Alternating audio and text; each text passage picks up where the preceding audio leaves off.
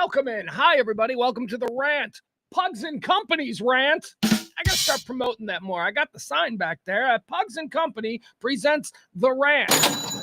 We've been doing this every day round about this time, noonish. We'll call it since 2021, heading into our fourth year.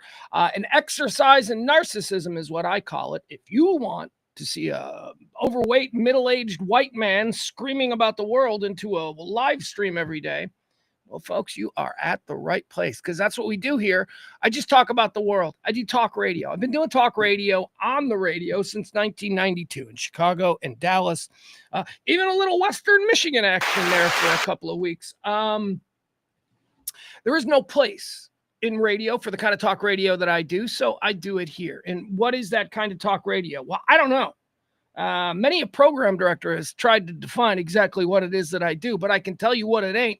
It ain't politics, okay? So if you are one of these people who only wants to hear conversation about politics or want to hear things that either denigrate who you see as your political opposition or somehow promote your own weird, filtered partisan view, go find yourself a nice little AM talk radio station because that's what they're here for. They're here for that 100%. Here, we're just regular people. Don't care. I don't care how you voted. I got friends who are all over the map. You know what? They like me. They like me, and I'm all over the map because that's how I think most people are. Most people are somewhere in that 70%, 15% crazy on the right. They're gone. They're gone. They've got like a red fucking hat stapled to their head. They're fucking weird. They drank the Kool-Aid. They're in a cult. Forget about them. That's 15% on the right we can't deal with. Then you got those people on the left. Have you seen these people like attacking Teslas with their blue hair in their interesting piercing placements? They're gone too. 15 on the left, gone. Can't do business with them. 15 on the right, gone. Can't do business with them. That's us. We're the 70. We're the 70% that's left over, and this show is an attempt to do something maybe for us. Hold on, does this work?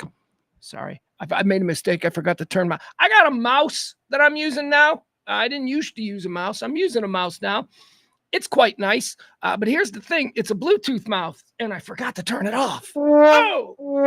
Probably not a big deal. Probably the battery's probably going to be fine, but I just got to remember to turn it off. Let's say hi to the chat room. We didn't do a show yesterday. I apologize for that. We did do a Shock House show. That's right. Shock House was on yesterday. We talked about the big Cowboys trade and still don't have any answers on how you get a prostitute. We don't know. We're a bunch of dudes who are trying to figure that out. Not that we would engage because none of us have the money, but it's interesting. What else did we talk about yesterday? CC had a list of his favorite sideline reporters. That's right. We did an entire segment. It was probably 20 minutes where we just objectified women sexually. We totally overlooked whatever credibility they have as journalists and all of that. And then we just went straight for, are they doable? That's CC. CC does that stuff. He's a misogynist. Not me. I was raised by women. I have nothing but the utmost respect for women. Anyway, you can find it there. Pugs and Company on either Facebook or YouTube and Radio Misfits, all of that. Shock House Dallas every Wednesday. We got a new pope. I'm distracted. I'm trying to see. Did they name the pope yet? No, we got a new pope. Hey, we got a pope. That's big news. We'll see what's going on with the Pope stuff. They haven't announced it yet. They've announced about an hour ago we got the white smoke. That was so cool. For this lapsed Catholic who still considers himself culturally Catholic, I like the white black smoke. I like the big hats. I like the music. I like all of it. Culture. I love the culture of Catholicism. It's all the other stuff, the rules that I don't really abide by anymore. But anyway, it was pretty cool. We got the white smoke. Habemus Papam has been announced. That's Latin for we have a new pope. Hey. Habemus Papam. The new pope will address the faithful from the balcony of St. Peter's Basilica. We still don't know who he is. The betting favorite is the Secretary of State of the Vatican, which is a cool gig, man. It's like you are responsible for the global political position as far as other countries and how they should behave towards each other. You're the Secretary of State of the Vatican, just like if you were the Secretary of State of the United States. It's a cool job. Anyway, that dude is like the betting favorite. And that would be interesting because Typically, we do not get popes who come from inside the Vatican system. And we haven't had an Italian pope in a long time. And this dude's an Italian pope. He's not a pope who will come from some diocese, whatever cardinals oversee. Most cardinals are assigned to a city or a group of Catholics, a city, you know, like the Cardinal of New York, Cardinal of Chicago, Cardinal of Los Angeles, Cardinal of Milan, Cardinal, you know, Cardinals, Cardinal of Rio de Janeiro, you know, the big cities get cardinals. And they usually come from those cities, except this one might come from inside the Vatican, which is interesting. I don't know what that means. Please, like I get into the Vatican political, you know, nuances. I have no idea. Anyway, moving on. How do we do this show? Well, I perform it as a stream of consciousness because I've got nobody to talk to except for you, my fine friends in the chat room. Hold on. I would love to go into the chat room and say hi to people, but I just made the fatal error of looking at the damn studio lights. And so now I'm blinded and I can't even see the chat room. I see Al. There's Al. Al's in there. We got Barney. We got Taronda. We got April. Well, I saw we had Adam in there. There's Barney. Hold on. Who else do we have? Let's see. We got to make it bigger. Who was first in today? I don't see Peter. Who was first in? Who are we giving credit to? Adam. Look at that. We're going to give credit to Adam. Sports Bras are here. That's CC. We got Al. We already said Al. All right. Very good. Chat room is filling up. Show's going to unfold in 4 distinct and separate segments. It is performed as a stream of consciousness. Those segments exist simply for my own. They're little touchstones. They're points on a map that I'm trying to get to. Get to the next segment, I tell myself, and that's how I don't get lost. All right, so first segment, antecedently on this day. I rip on a couple of things that have happened on this day in history. We just look back at history like, hey, man, you remember this? That happened on this day in 1995, and stuff like that. Quarter 2 is birthdays. We know what that is, right? Birthdays, people born on this day. Do we like them, or do we say, yeah, I ain't going to his party? Are we going to their party, or are we giving them the Peter Brady treatment? There you go, Gen X reference. This show is filled with them. Quarter 3 is deads. They died on this day. It's the opposite of birthdays. They died on this day, and we decide where did they go on they died? Heaven or hell? Based on what we know of them, where did they go? Those are the first 3 quarters. We rip through them fairly quickly, and then we get into all of the day's big news. And there is big news today. We typically don't spend a lot of time on like major stories, or at least that's no longer my intent here. My intent with this show is just to talk about fun stuff that is a distraction that we can all just sort of unplug from the madness. But when you got India and Pakistan, I mean, we're going to talk about that a little bit. Not the boring stuff. We're going to talk about the fun stuff concerning India and Pakistan. Well, fun stuff as, you know, look, we're on the verge of nuclear war. So, but there is fun stuff. Like, you ever seen that crazy dance they do? I'm going to explain that. I'm going to explain what the hell that, you know, at the border of Pakistan and India, every day they do this crazy performance where they high kick and they like shout at each other. I mean, it's all performative. So, you know, it's not real, because if it was real, you'd be like, who are these fucking weirdos? So it's obviously a put on. But there's a cool story behind it. So we'll talk about that. And we'll get the latest. We'll see if either one of those 2 countries have dropped a nuclear bomb yet. Bunch of other stuff, too, to get to. Okay, but what do you say we just get started? It is the rant. I am Pugs Moran. It is the 8th day of May. It's May, right? May. It's the 8th day of May, 2025. That's 128 days have been torn from the 2025 calendar. We've got 237 more. Let's make them count. All right. Here we go. Quarter 1. Let's get into it. Antecedently on this day. Hold on. Where is it? Here we go. Antecedently on this day. Okay. Pope is on the balcony. Hold on. Papal conclave. Wait. Breaking news. We got to do this. Hold on. Let's watch this live. Let's see. We got a new Pope. All right. We're going to skip that. Let's see. Man. Which one is he? Hey! Habemus Papam. We have a Pope. Well, that's why I'm making the announcement. Okay. eminentissimum, ac reverendissimum Dominum, Dominum Robertum Franciscum, Sancte Romane Ecclesiae, Cardinalem Prevost. What?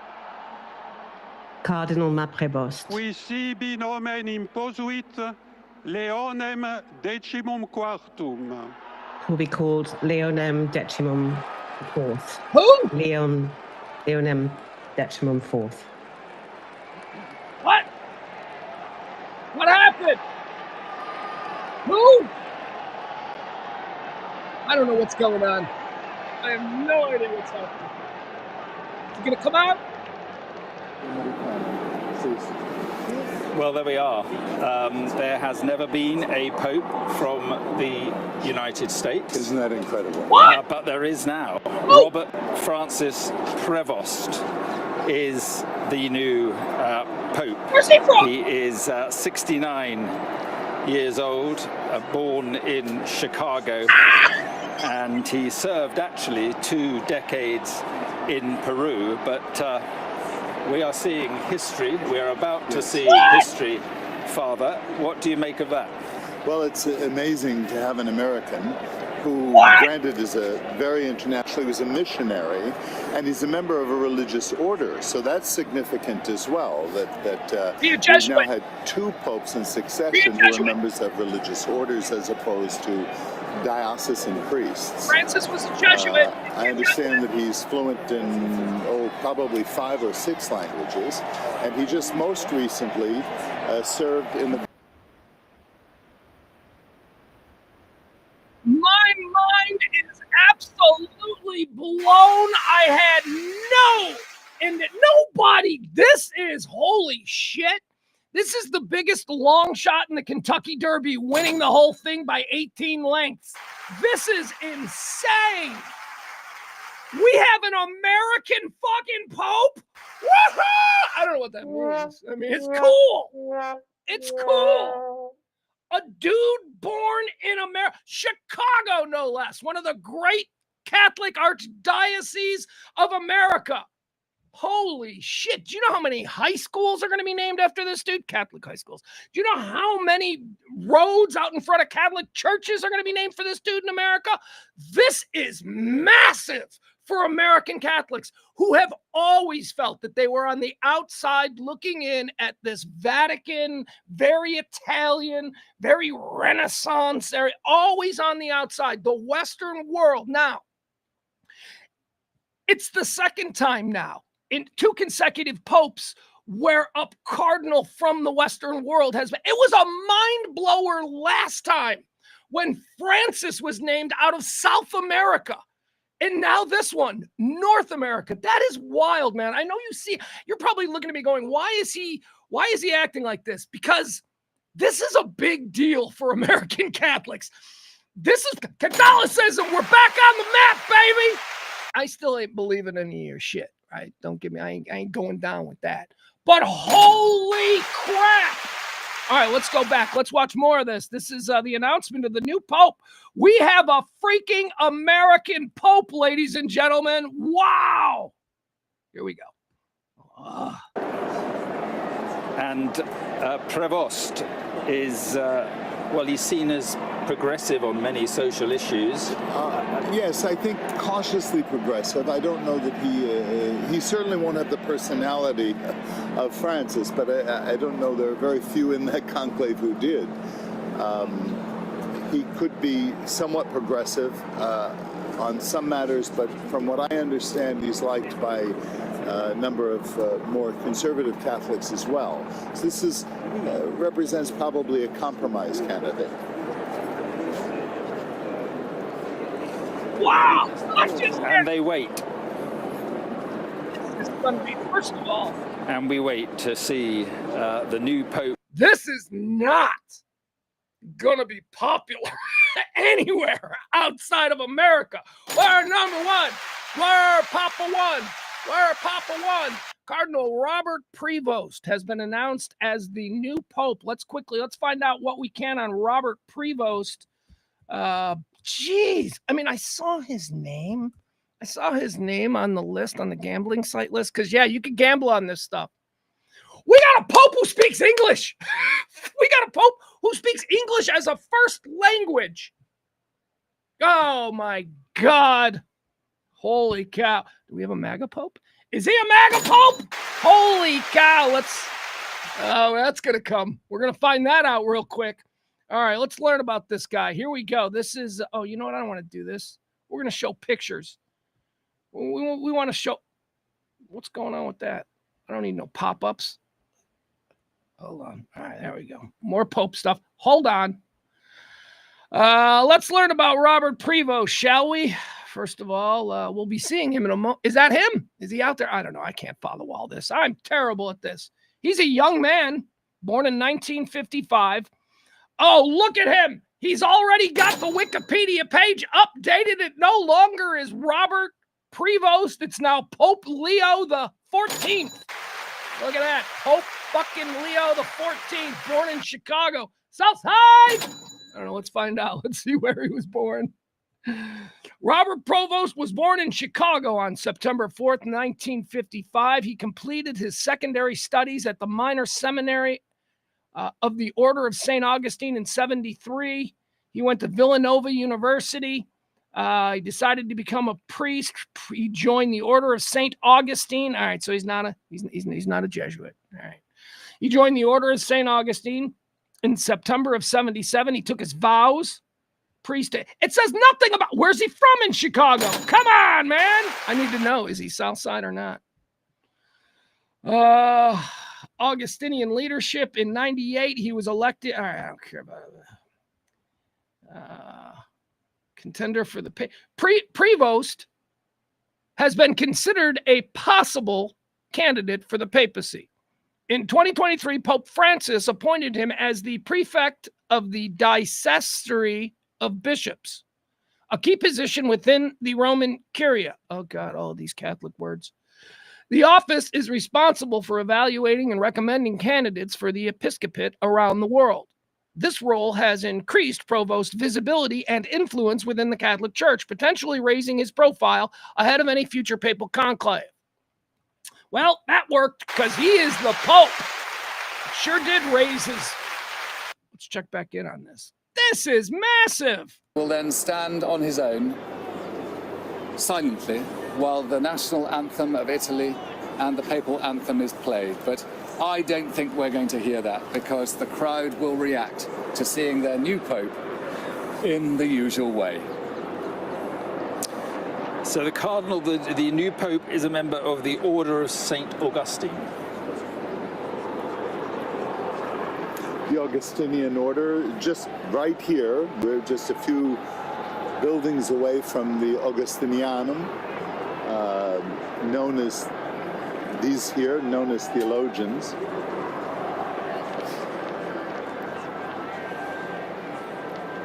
All the balconies either side of the Loggia of Blessings will be packed with the electing cardinals now who have done their work, still in the choir dress they wore, and in which they made their homage. Yeah, Barney points out, Barney gambled that it was Cardinal Tobin, which I didn't even know that there was a Cardinal Tobin. Tobin's my family name. I bet we're related. But no, it wasn't Cardinal Tobin. It's Robert Prevost. Pope Leo the 14th, a.k.a. Robert Prevost, Bobby P. from the south side of Chicago. I don't even know that he's south side. I'm just saying he is. Here we go. First apostolic blessing, which he will give in Latin. Which one is he? They all look like variations of junior soprano. City and the world, Urbi et Orbi. And it was the Urbi et Orbi apostolic blessing that was the last Pope Francis gave on Easter Day, so recently in our memory. Look at this. He's got like a shit-eating grin. He's like, I'm about to be the Antichrist. You'll see. All right, let's keep going. Them with the responsibilities that they had is now over. Their prayerful listening for the Roman Catholic belief in the Holy Spirit has played its part, and the Roman Catholic Church now has His Holiness Pope Leo the 14th to lead it forward into the future and into this wonderful sunlit piazza. Hey, is this guy like really American? Like first of all, it's always a massive deal. The very few times that popes have come to this country, massive. I mean, especially in big, city. Hold on. Here we go.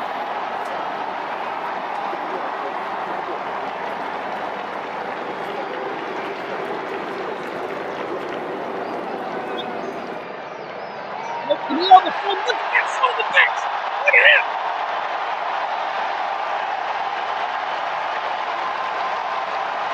We better not have a Cub fan Cub. We better not have a Cub fan Pope. That's a bridge too far.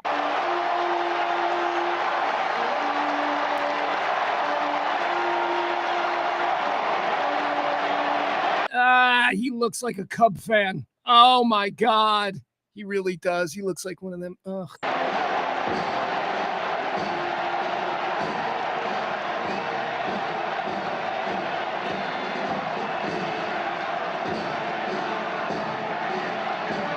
And, just for the record, 2 days. 2 days is not quick. It's not long. 2 days for a conclave is what it's been the last couple of times. So they seem to have this down to a process.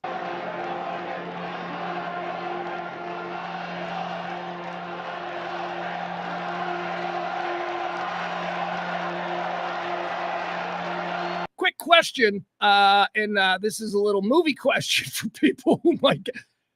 We sure this man, we sure he was born a dude? I just want to are we all sure that this Pope was born a dude? There you go. Spoiler alert.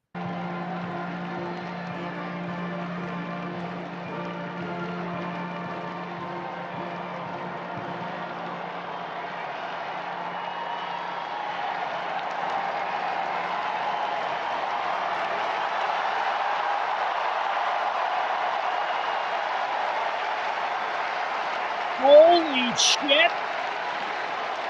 WGN in Chicago is reporting. The new Pope is a South Sider from Dalton, baby. Woo! The Pope is from Dalton. Holy crap. The Pope and my first ex-wife. Look at that. That is incredible. Mind blown.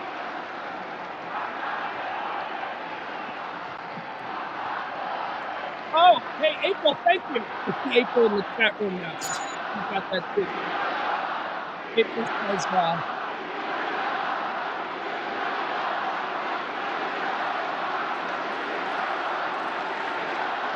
hey, Kevin Barber, check it out. The Pope is from a place that we used to drive to buy beer in. Holy cow. There he is. Pope from Dalton. That is, I never thought I'd. Let's keep watching this. Okay, here we go. He's about to speak. You're going to have a Chicago accent? La pace sia con tutti voi. Peace be with all of you. That ain't Dalton speak. Fratelli, sorelle carissimi. Brothers and sisters, dear brothers and sisters, this is the first greeting of Christ resurrected, the good pastor who gave life for the Lord. And I would also like this greeting of peace comes into your hearts and joins your families and joins everyone, whoever they are, all peoples and the whole earth. Peace be with you. And also with you. That was supposed to respond. It's the Malaikum Salam of Catholicism.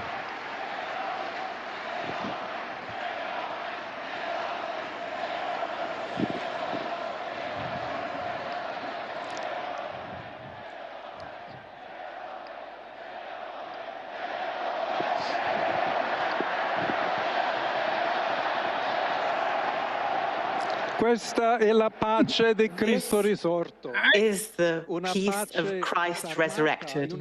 It's a peace that's disarmed and disarming, humble and will also persevere. And it comes from God, God who loves all of us unconditionally. Look, I know a lot of you people think your religions are cool, but ain't none of you got shit like this. The Catholics have this shit, that medieval voodoo Da Vinci Code nonsense. We got all of that stuff locked up. You got to admit, our big parties, our circuses, they outdo the Protestants or whoever the hell. Who's even the leader of those groups? Yeah, Joel Osteen? Is that your guy? Catholics got a guy. Catholics got this like mythological, thing that the other religions don't have. Who do the Jews have? Who's the leader of the Jews? Morning. So let us follow up that blessing. God loves us. God loves all of you. And sin will not prevail. We are all in the hands of God. And at the same time, without fear, let us be united, hand in hand, with God and amongst ourselves. All right, blah, blah, blah. We love it. Whatever. Sure. Jeff Ballard with a good question. Who did he select as his vice pope? Yeah, that's a good question. Ditka. Yeah, Mike Ditka is now the vice pope. Let's see. Frankie in the chat room watching the pope be popicized. He says the Cardinal of New York is fun, but a Packers fan. Okay, first of all, Cardinal of New York isn't fun. You're talking about Dolan, okay? That guy's not fun. That guy is, how are you defining fun? Cardinal Dolan's entire bit, his entire time has been that he's not fun, that he's the fun police. Opie and Anthony, all kinds of crazy stuff. Cardinal Dolan is not fun, and that's proven by the fact that he's a Packer fan. Thank you, Frank. Let's see here. Barney pointing out that Lutherans, they also do the peace be with you thing. Yeah, because everything the Lutherans do is just watered down Catholicism. Remember Martin Luther didn't like the rules. Tough it up. It's called discipline, Marty. Anyway, I'm sure they do a lot of that stuff. Let's see here. Al checking in. Al Gamboa, I'm guessing that's a Catholic name. He says, this is amazing. Catholics have the blessing of the throat. Okay, this is not a joke. I learned that. There he is. Catholic school. Man, here's the crazy thing about this Pope. Okay, this is what's nuts about this Pope. Like every other Pope that we've ever had, I've always just assumed that he matriculated through his faith and his learnings and all that in weird, like European hillside weird Catholic traditions and voodoo. And, the Virgin Mary appeared to him in a field in central Italy in 1960. Shit like that. Magic and shit. This Pope went to CCD like me. I was just reading that. He went through like catechism classes at the local church there in Dalton, which is a problem. Look, I don't know where he's from, but I have family in Dalton. I have family that lived in Dalton. We used to go to Dalton every 4th of July for my Aunt Margaret's backyard parties. Those people were Catholics. They're probably in this parish. This Pope probably came from that freaking parish. Holy crap. I got like a nun or an aunt or something. Well, she's an aunt and she's a nun or something. She's something like that, and she's probably knows this guy. I got family connections to the Pope. Dalton Catholic family connections. Probably not. I don't know. Gotta call my mom. My mom's got to call her cousin, the nun from this part of Chicago Catholicism, and see if she knows this dude. What do we know about the new Pope? Well, he's still talking. Let's see what he's got going on. In Spanish, just a few words. A todos aquellos, y en modo particular, and a mi querida diócesis de Chiclayo en el Perú.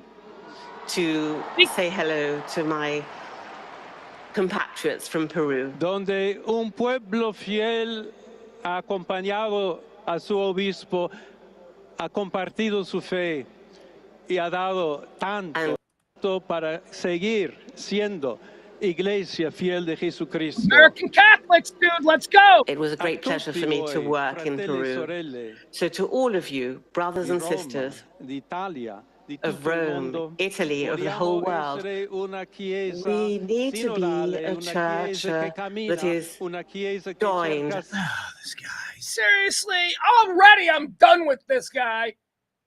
He can't throw a bone to the Americans. He can't give us a little bit of English. He can't throw down from the balcony at St. Peter's with a little bit of, what's up? Something. He can't give us anything. Can't throw a bone. He's talking about the Peruvians. Can't throw a bone to the American Catholics. Come on. It's the day in which we pray to the Madonna of Pompeii. Our Mother Mary always wants to walk along with us, to stay close to us, and to help us with her. Oh, there we go. The Mary stuff. Oh, yeah. Oh, we Catholics, we love our Mary stuff. We're like the only part of Christianity that really reveres Mary as like the next most important thing to Jesus. We're like, it's Jesus and then Mary. Mary, mother of super important in Catholicism. She's like also ran in like all this. She's like, oh yeah, she's just Jesus's mom. Don't mind her. You know the other religion around the world that reveres Mary? Islam. That's right. Catholicism and Islam both recognize Mary as major important people. All right, let's keep going. Anyway, Pope throwing down with a little Mary love there. You got to when you're Catholic. Amen.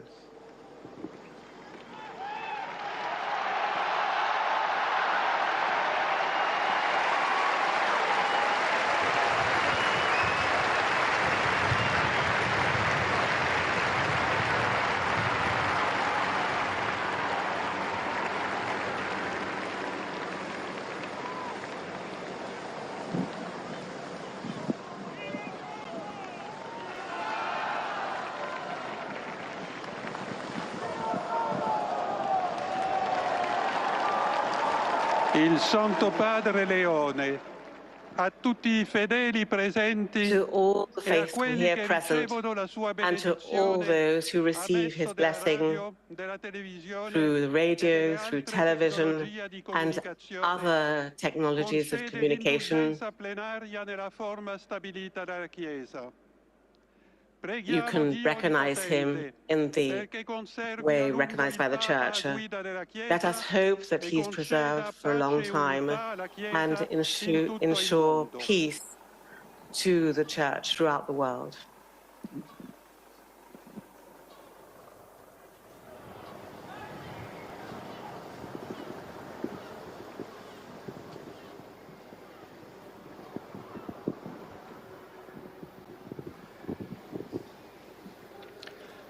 Sancti Apostoli Petrus et Paulus, the holy apostles Peter and Paul, in the power and authority in which we trust, intercede for us with the Lord.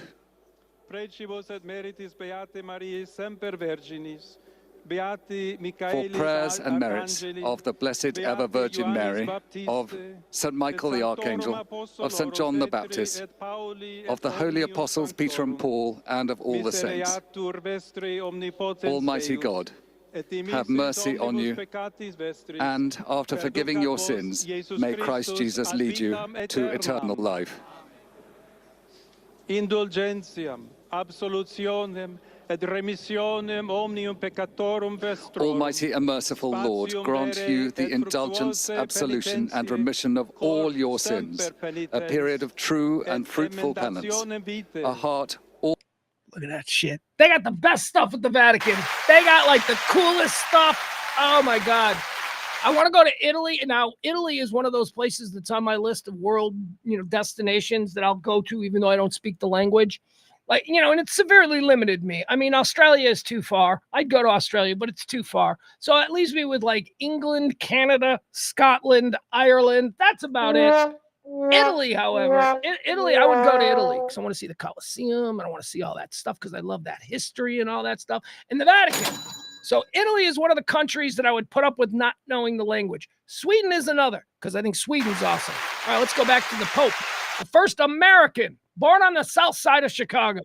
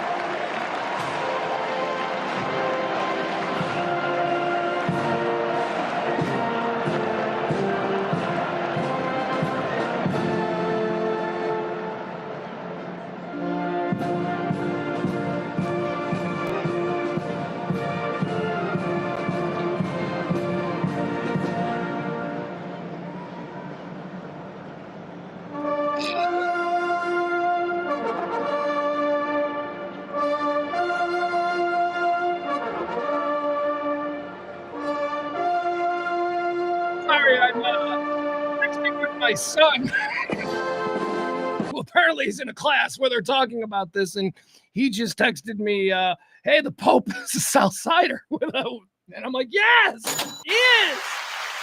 He is. So we're posting back and forth. My son isn't Catholic. He's in no way, shape, or form being raised in any particular faith. He's being allowed to search, and he's being given information when he has questions and being open and all that stuff.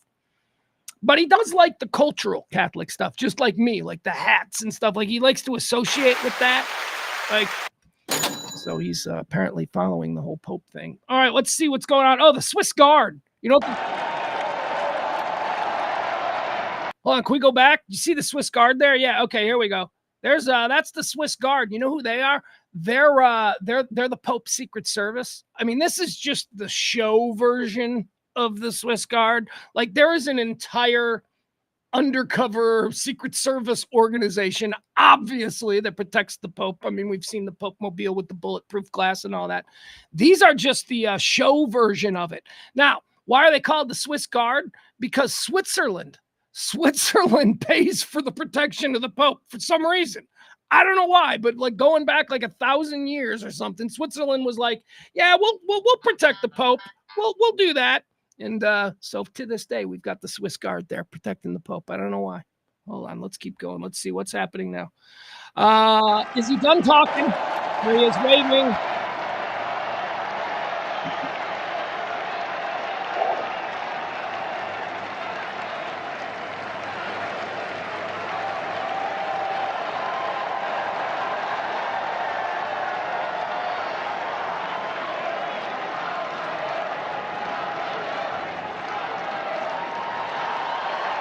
There he goes.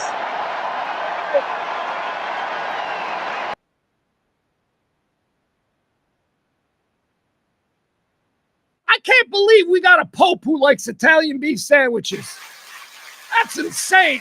I mean, popes have been Italian before, but they don't have Italian beef sandwiches over there. That's a Chicago thing, and more specifically originating on the South Side.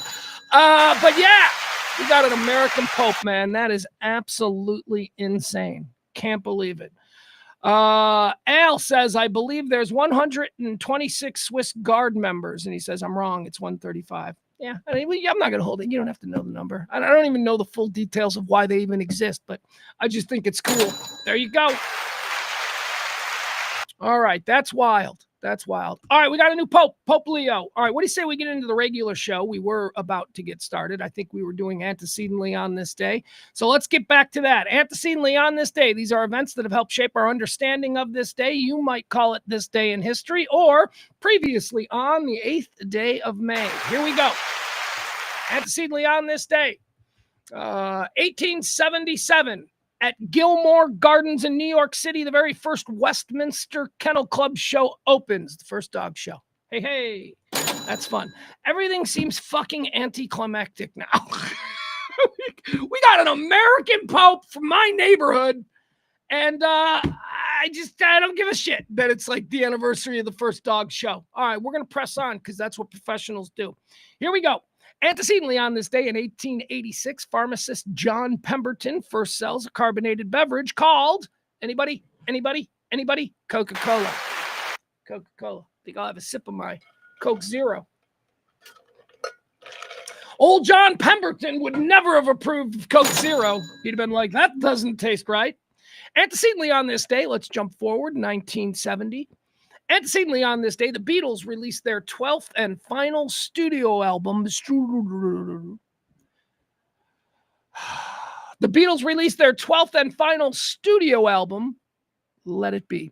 Let it be, let it be.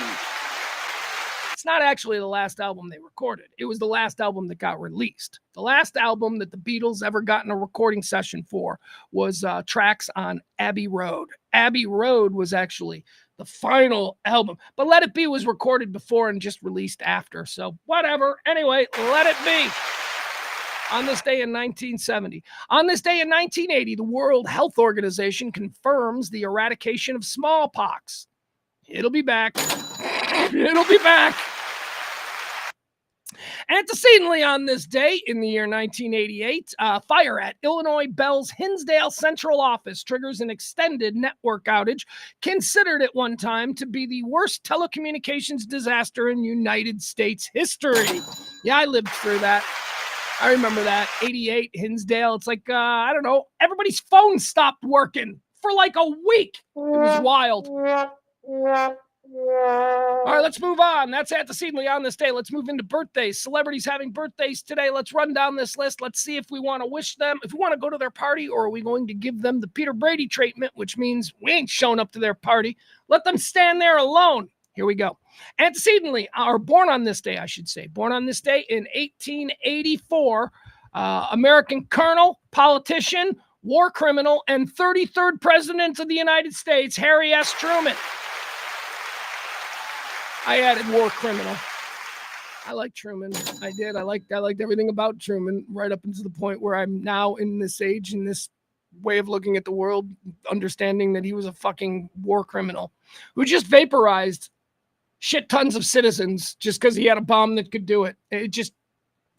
All right, moving on. Born on this day in 1926. Not a war criminal. Don Rickles. I love Don Rickles. Don Rickles. Born on this day in 1926. Born on this day in 1940, Ricky Nelson. Ricky Nelson was I don't know, did he have any songs? Yeah, he had songs. He had a couple songs. He was like, can we call him first generation? Let's call him first generation Hollywood Nepo baby. Because Ricky Nelson grew up on TV. His parents were Ozzie and Harriet Nelson, who are two people that none of us have ever seen before, but apparently our grandparents believe it's the greatest TV show of all time. I couldn't pick Ozzie or Harriet. I've never seen an episode of that. It was never in syndication. It was never on Nick at Night. Yet, you know, you find the right old person and they'll tell you about how Ozzie and Harriet was like the greatest thing ever. I don't know. Anyway, Ricky Nelson was the son of Ozzie and Harriet. Went on to have a pop career as a singer in the 60s and 70s. And then he died. He died on New Year's Eve. He died on New Year's Eve in a plane crash. Nelson. You know the band Nelson? Remember them? Those two giant albinos from the like metal era? They looked like, what are they called? Not Kardashians. I always get not Tarkanians. Who are the blonde people from Game of Thrones? They're not Kardashians and they're not Tarkanians. I don't know, whatever. Anyway, Ricky Nelson had a bunch of kids, and he was the kid of famous people. Moving on, Ricky Nelson, born on this day in 1940. Born on this day also in 1940, Tony Tennille. Tony Tennille was with the captain in Tennille. Moving on, born on this day in 1944, how about Gary Glitter? I shouldn't laugh. There's nothing funny about Gary Glitter other than, you know, do we still play his songs? I don't think so, right? When was the last time you were at a basketball game and you heard dun-dun, dun-dun, dun-dun, dun, dun, dun, dun, dun, dun, 2, 3, and dun, hey, na na na na na na na. Hey, we don't do that anymore because he's an incorrigible pedophile, and we all just learned that a few years ago, and every stadium has been rockless ever since. Now, I believe in separating the art from the artist, but I'm okay with banning all Gary Glitter's. He's weird. Gary Glitter, glam rocker, pedophile, rock and roll part. What was the name of that song? Rock and roll part 1 or something? Like, was there ever a part 2? Pretty presumptuous on his part when he wrote that and put it out there as rock and roll part 1. All right, another rocker. Here we go. Born on this day in 1919. Yeah, it would be 19. Born on this day in 1951. How about American drummer and producer Chris Frantz? Chris Frantz, that's right. Talking Heads. Tom Tom Club. I think he's married. Is he married to Tina Weymouth from the Talking Heads?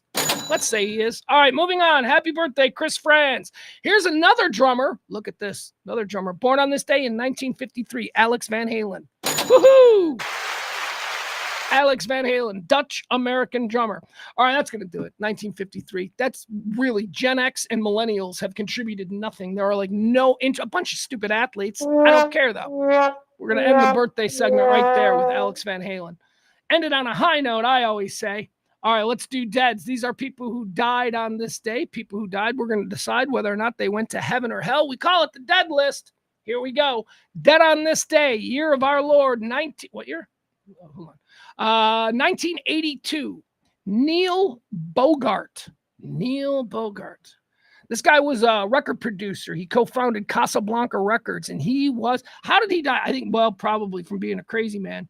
There's a pretty interesting movie about Neil Bogart, and hold on, let me see. Bogart's health. Oh, it's health. All right, let's see here.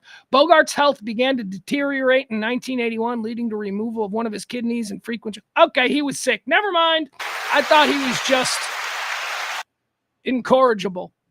Neil Bogart was an American record executive. He was the founder of Casablanca Records, which later became Casablanca Record. They dropped the S. And Filmworks. Hey, he's going to hell. He's going to hell. There's a movie about him. What's the name of this movie? Hold on. There's a pretty interesting. Is that it?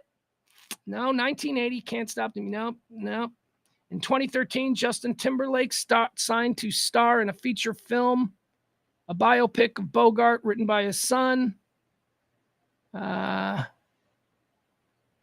Is that what it's called? Spinning Gold. Okay, so it's Spinning Gold. It's a music industry film. It was supposed to star Justin Timberlake, but it didn't. Starred a guy named Jeremy Jordan. It's about Neil Bogart and models and cocaine and disco and all that stuff. It's interesting, but he's going to hell. All right, Neil Bogart. Dead on this day in 1982. He's a record industry guy in the late 70s, early 80s. You don't think he's going to hell? Come on, people. Dead on this day in 1985. I feel like this guy should go to heaven. I don't know why. I got no reason to. Ladies and gentlemen, his name is Dolph Sweet. Do you guys know who Dolph Sweet is? Does the name sound even... How do I get a good picture of Dolph Sweet? There we go. That's the Dolph Sweet picture I want. Dolph Sweet died on this day. Whoop, whoop, whoop. There he is, Dolph Sweet.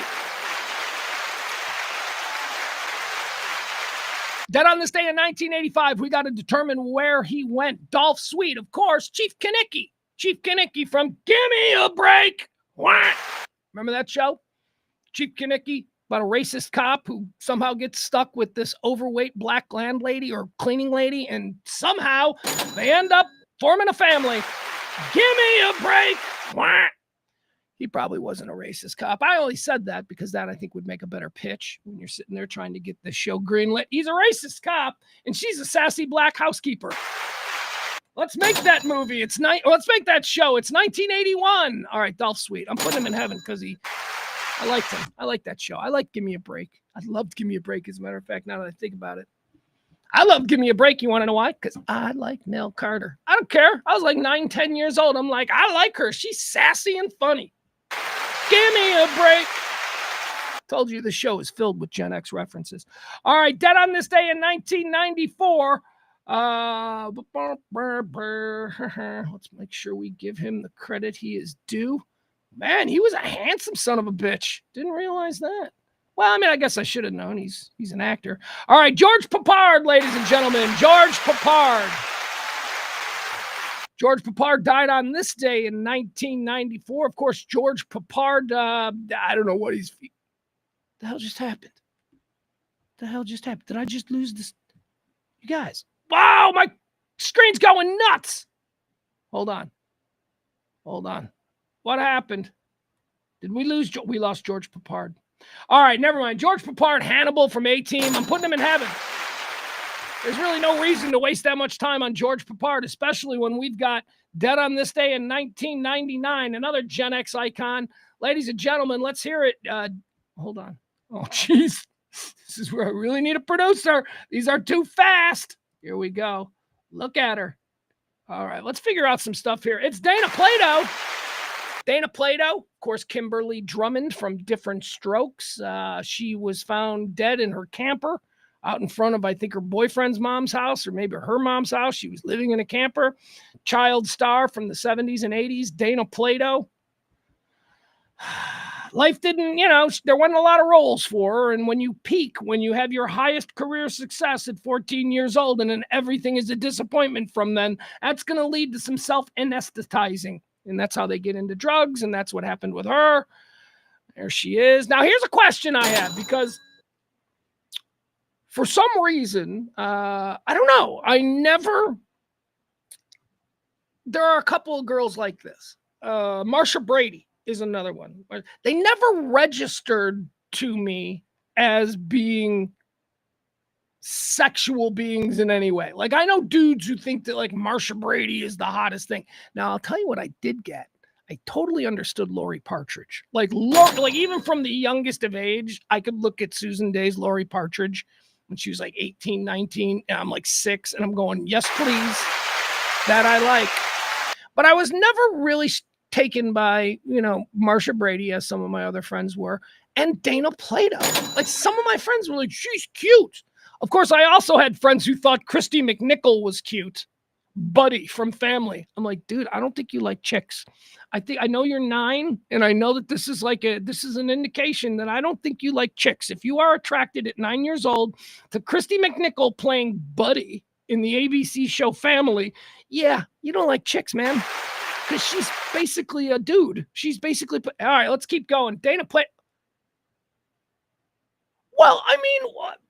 All right, so I'm trying to put myself back in like a 12, 13-year-old mind. She's a very pretty girl. Dana Plato was very pretty. It's a little too good. I think that's the camera's too close. Let's not. She's got a nice smile. Kimberly Drummond had a nice smile, doesn't she? That looks kind of forced. She's got diet pill eyes. Look at that. Those are the eyes of somebody who is being force-fed diet pills. Oh, that's something they did to kids back then. I took diet pills once. Look, it's not my mom's fault or anything. They didn't know. We went to a doctor, and they gave me these diet pills. Holy shit, I was addicted to meth for like 6 months when I was 13. It was awful. It was just... I used to get flop sweats. I couldn't sleep. It was terrible. Anyway, look at this. These are early 80s diet pill eyes. All right, let's see here. All right, that's her aging. That's her. Oh, come on. She's an adorable woman. She's an adorable young girl, I should say. All right, there you have it. Dana Plato. She's an actress, so I'm supposed to put her in hell, but I do have compassion for her. I feel like she just didn't handle shit well. And because she wasn't an actress. She was just a little kid who got to be in them. She didn't she wasn't like a 20-something actress. Obviously, that's, she wasn't getting cast in anything. I don't know. I'm putting Dana Plato in heaven. Sorry. Take it up with the management. I just feel bad for her. All right, let's go. Let's see. What else do we have here? Dana Plato, 1999. That's it. We're done. All right. How about that?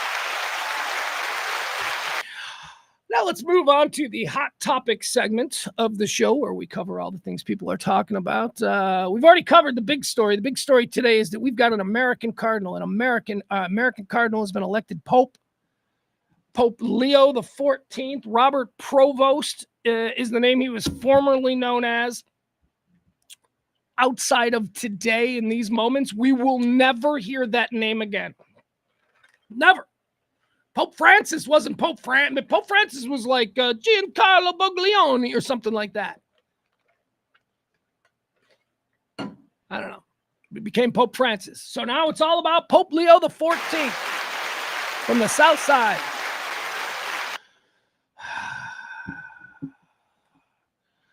All right, Barney's got some comments there. He wants to chime in on the great debate we were just having concerning Dana Plato, of course, Kimberly Drummond from Different Strokes. He says she's far from ugly, but like Elizabeth Shue, she's just not hot. You're out of your mind, man. Elizabeth Shue is really hot. Prime Elizabeth Shue, Adventures in Babysitting, Barney? What the hell is wrong with you? I'm not going to let a comment like that go by the wayside. We are looking at some Elizabeth Shue now. Now, how do we spell that? Elizabeth Shue. Okay, here we go. Barney says that Elizabeth Shue isn't attractive. I think Barney's full of shit, and now we're going to call him on it. Let's see here. Really? I've never heard anyone say Elizabeth Shue isn't beautiful till Barney came into my life. All right, here we go. Now that's an older woman. She is an older woman. Okay, we're gonna find some. She's an older woman. I refuse. She's still beautiful. I should be so lucky. God, I would date that in a minute. Barney, what is wrong with you? All right. No, you know what? We need. Okay, that's kind of young. Barney, really? You didn't think she was hot at like 22, 23? Look at glasses. Oh my God, she looks like your friend's sexy mom. We need more. All right, this is nuts. I need young Elizabeth Shue. All right, here we go. How about Elizabeth Shue from the 80s? That's probably going to be prime Elizabeth Shue-ish. There we go. What's this? All right, Elizabeth Shue. Barney, really? You got a problem with that? You got a problem with that? Well, that, this looks like Mare Winningham. Boy, there's a reference nobody's heard in years. She looks like Mare Winningham here. Mare Winningham used to be oh, she's cute. We should be so lucky. Look at her. Oh, we should up. You're nuts, Barney. Go in the corner. Time out. Time out yourself, Barney. Doesn't think Elizabeth Shue is hot. All right. He's got comments. Here, sports bras, no. Elizabeth Shue is hot. What do you mean, Barney? I mean, I understand us having this question about Dana Plato because I myself was never instantly drawn to her. But now I think Dana Plato's cute too. All right, let's go. What are we doing? Okay, so big announcement. Trump, White House, deal with the UK. Promised to bring down the price of eggs. I didn't think he meant Cadbury eggs. This is a great deal for anyone thinking about buying that new Jaguar, Rolls Royce, or Bentley, and they were worried about the prices being exorbitant. UK, all right, this is not, he promised, remember yesterday, he's with Canada's Carney, and he's like, oh, biggest announcement ever. It's a nothing deal. Make a deal with China, asshole. Make a deal with, all the places that make the shit that we actually buy. Nobody buys anything from England, okay? This is not a big deal for us. Now, they might buy some shit we make, but we don't buy anything out of that. This is not helping us. We weren't worried about the price of Cadbury eggs, dude. We weren't. But anyway, there you go. It's good news, I suppose. It's good news. A deal with England. I didn't know we needed a deal with England. I thought we were cool with England.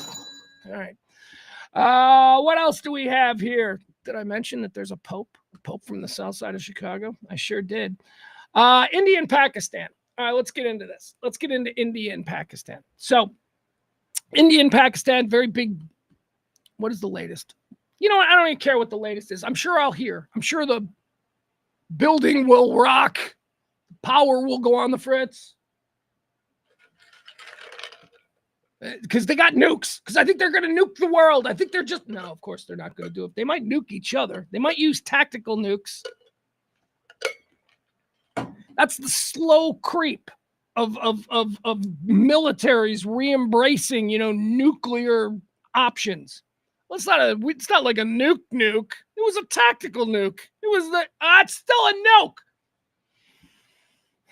So Pakistan and India basically hated each other going all the way back to like 1947 when these crazy arbitrary borders were drawn up amongst a group of people who are all essentially the same, except some were Muslim, some were, again, it's religion, it's faith, it's a belief in a benevolent, beautiful higher power that has caused, once again, more trouble in the world because these two idiots, they're all essentially the same people, they just can't agree on the religion, and so now we've got problems.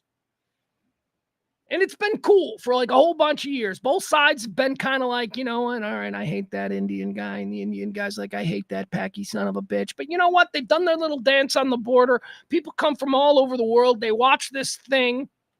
You ever seen that? You know what I'm talking about? Like there is a Kashmir something gate there on the border of India and Pakistan. And every single day since 1951 or something, sometime back in the 50s, every single day, this huge performance is put on between the Indian border guards, something border security, the FBS or something, I don't know, Federal Border Security maybe, It's between them on the Indian side and the Pakistan Rangers on the other side. They do this real elaborate dance, and it's supposed to be intimidating, and they're right there on the border. It's cool. Anyway, point is this. India and Pakistan have canceled those. Those are no longer going on. That's how serious, whatever this thing is, they are no longer pretending and putting on the show where they high kick and they yell at each other. That's not happening anymore because the world sits on the edge of their seat waiting to see. Look, we're hoping that India is what they say they are. India has said we are a responsible nuclear nation. We will respond appropriately.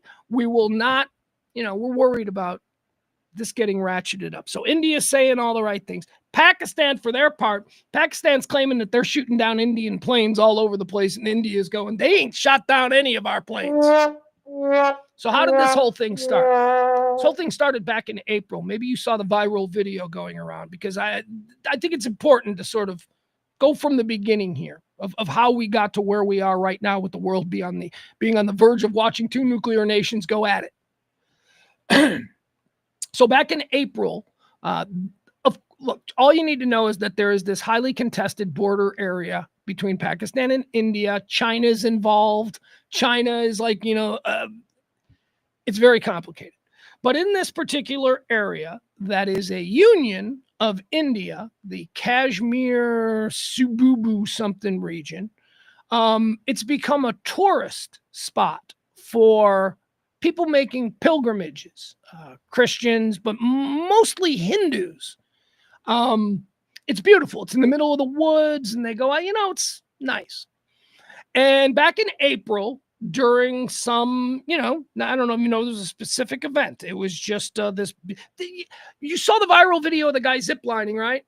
Like that's the viral video that started this whole thing like 3 weeks ago. There was a viral video of an Indian man on a zip line with a GoPro, completely oblivious to what was going on below him on the ground, as he seemingly,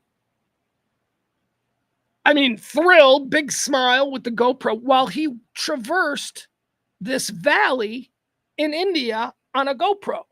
He's smiling, a little scared, because, this is scary being up here. But what he's not noticing is that down below him, people are running and being gunned down. This dude had no idea. Well, that's the terror attack that started this whole thing off. A Pakistani Muslim militant group attacked a group of Hindus. One Christian was killed, and also a local Muslim was killed. 26 in total. 26 people were slaughtered on this day back in April by a Pakistani Islamic terror group, okay? India, in response to that, accused Pakistan, the state of Pakistan, of supporting this terror group. Okay, so that's how the whole thing started. India then responded with bombs because they had blamed the state of Pakistan for not keeping this terror group in line. India then launched missiles, to which Pakistan then launched missiles and then apparently shot down 50 Indian airplanes, is what Pakistan is claiming. And that basically brings us up to where we are now. Again, India, I watched India's spokesperson on Sky News earlier this morning, and India's, I don't know, the Secretary of State or whatever, they have different names, but, same kind of thing, important guy. He was put on TV today to basically go on Sky News, a global news network, and chill everyone out. I feel good about it. He came out, he said, look, we're responsible. We're not going to do nukes. We've been dealing with our neighbors for, generations, and, this is just the latest flare up. So I feel a little bit better after seeing that guy. I don't know his name. I can't really name check him, but he seemed like he was in control, and he seemed like he has no interest, and that India has no interest in turning this into something more than what it was. He said, we feel that, a pound of flesh, a pound of flesh. They did their thing in response to the terror attack back in April by this Islamic Pakistani group. The government of India feels that they have responded to that. And the Pakistanis have then responded to that response. And India hasn't really done anything major since. So maybe it's over, maybe it's not. But in the meantime, they have canceled that really crazy border thing. And I want to show this to you. This is what these people do every single day until now. Now they're really mad at each other. only been canceled 2 other times. It was canceled in 1972 and it was canceled in 1994 for similar reasons, skirmishes, border skirmishes between India and Pakistan. But here, we're not gonna show the whole thing. This is the full 16-minute. All right, this comes to us from the Telegraph. 16-minute ceremony. Okay, this is the retreat ceremony at the Atari Wagah border on the eve of Independence Day. Okay. Anyway, this happens every single day here. And by the way, look at this crowd. This is a major tourist thing. Both sides, Pakistan and India, know that this is performative, that this is a show. It's turned into a thing. There are vendors. People make money. I don't know if tickets are sold necessarily to get this close and to sit here, but there is an economy based on tourists coming to see this. So it's a big deal. Anyway, let's watch this. So the guys in the tan are India, and the guys in the dark are Pakistan. Let's watch.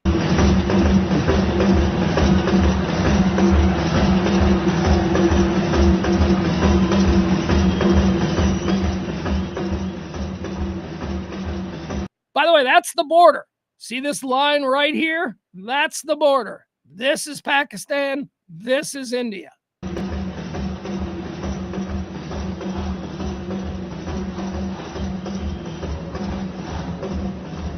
That's it. BSF. BSF is the Indian contingent. BSF is the border security forces.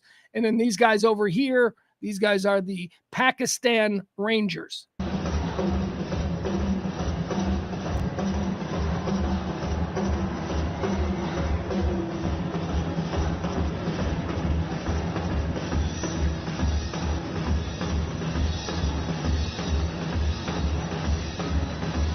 Are those hats practical in a firefight? I mean, what's the point of those hats? Bunch of peacocks out here. All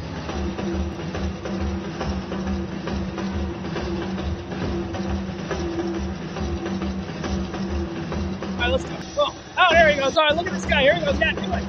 Woo! Woo! Woo! Woo! I don't know about you, but I'm intimidated. Okay, here they go.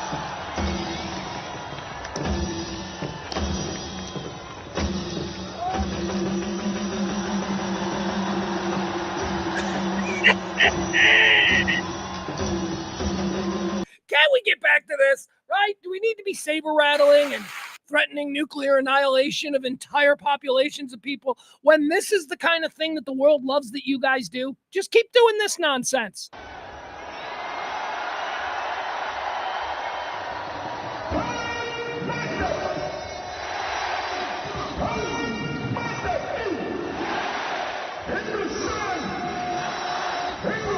All right, this goes on for a while. Let's watch. Keep watching.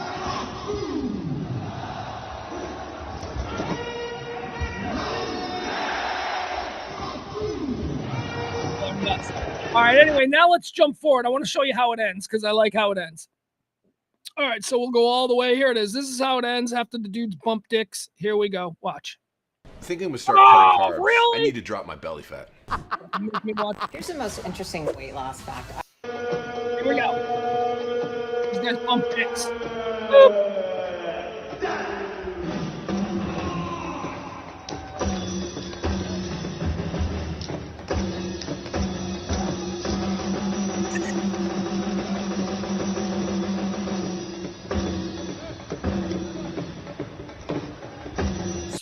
These guys don't hate each other. You know that these guys rely on each other. First of all, these are not like warriors, okay? These are the members of the Pakistani army and the Indian army who were theater people, okay? These are all performers with their kicks and all that stuff. So these are not like warriors. You know these people like each other. Like, you know that when the Indian dudes go back to the locker room after this performance, you know, they're like, hey, man, I don't even know if they know their names. Hey, did you see Packy number 2, man? He was really on his game today. He's getting his kick up really high. Yeah, dude, his kick is better than yours. No, it's not. You better try kicking. I bet there's stuff like that. I bet there's like a respect for each other and their performances. And hey, did you see that arm move that dude from India did? I'm going to try and do that arm move.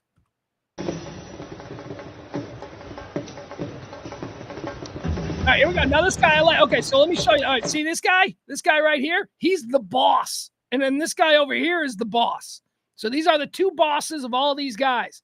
At the very end of this nonsense, they do this weird little handshake thing that I want you to see. It's like they actually reach across the border every day and they shake hands, but it's a weird, like, it's like a strange handshake. Watch. All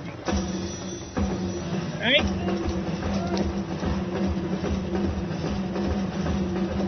Kind of cute. Handshake is kind of cute. Two countries that are on the verge of nuclear annihilation.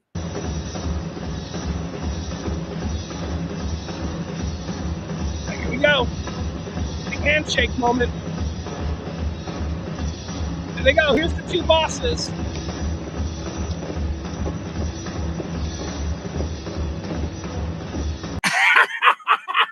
I love that. And look at it. You see this guy, the Pakistani guy is smiling. It's like a comic handshake. It's like, you know, Monty Python produced this. Here you go, watch it again.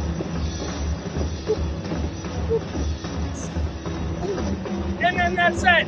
There it is. And they walk back. Fascinating culture. I love watching that. I'd like to go see that for real. Not really, you know, if I'm being honest. Oh, here we go. Middle-aged white man about to get slightly racist. It's not that I'm racist. I don't want to go to India or Pakistan because I have a very, very sensitive gag reflex. And I'll leave it at that. I think that in that part of the world, and it's not just India and Pakistan, there are plenty of parts of the world where I feel my gag reflex would not be my friend. But I just feel like I would smell things there that I've never smelt before. And I don't want to spend my entire vacation going, oh, what is that? Oh, God, what is that? Oh. And that's what I feel, 2 weeks in India would be. That and fighting monkeys. I don't want to fight monkeys. I do love Indian food, which is why I'm glad so many of my Indian brothers and sisters have moved here to America and opened up fine Indian restaurants where I can enjoy some really good Indian food, but I don't want to go there. They got monkeys. It seems like the air conditioning might not be dependable. Isn't that another thing you think about India and Pakistan? Like, I think it's not that the air conditioning isn't dependable. It's just, I don't know if there's I think they need air conditioning a lot there. And I just don't know that they have the air conditioning repair people. I know here in Texas, if you need air conditioning repair in July, it'll be days. So I don't know. A lot of things I worry about traveling to India or Pakistan that I just don't want to mess with. Trains? Don't they have trains? And don't people bring goats and shit on planes? I don't know. Whatever. Thank you. That was my slightly middle-aged white guy racist rant of the day. I meant nothing mean. I just think I think India and Pakistan would present me with certain smells that my delicate United States of America olfactory glands don't recognize. And it would cause me a problem because everybody knows that I have a gag reflex. All right, let's see here. Pope Watch. We're going to do that. That's over. Diddy trial, ladies and gentlemen. Let's talk about the Diddy trial. Man, oh man, am I excited about this. So we're going to be launching on Monday, nightly show, a nightly Diddy or Didn't He? Ha-ha! Get it? Diddy or Didn't He? It'll be a daily recap of the Sean P. Diddy Combs federal trial in New York City. It starts Monday, maybe. It's going to start the first day of trial. We got a problem here, though, because we're having some real difficulty finding ourselves a jury pool of which to get our 12-seated jurors from. We would hope it would only take 2 days. That's what the belief was. But Wednesday came and went. We still don't have a jury, although I haven't checked the latest today. So who knows where we are. Anyway, a jury was not expected to be fully seated until Friday. And I do not know, according to Judge Subramanian, and I don't even know if I'm saying his name right. I'll get his name right at some point. It's a difficult name. Judge Subramanian, I don't know. But I don't know if they seat a jury on Friday that the judge will then order opening statements for Monday. We'll have to see. It could be like they got the jury on Friday. opening statements Wednesday, for any number of reasons. I don't, although it was initially believed that the trial would start opening statements would be Monday. So maybe they're on schedule if they get a jury on Friday. Anyway, here's what's happening. He's being accused of all kinds of awful things, not just for hoarding baby oil, Sean P. Diddy Combs. I mean, we're talking arson. He's being accused of arson, menacing, running a criminal organization, racketeering, kidnapping, sex trafficking. I mean, the charges are absurd. And over the past couple of days since deciding that we're going to launch this, did he or didn't he podcast every day where we break down the news and stuff from the trial? I had to jump in and I had to be like, wait a second. All I really know is freak off parties and baby oil. So I needed to really see what all of this information is, because it's crazy.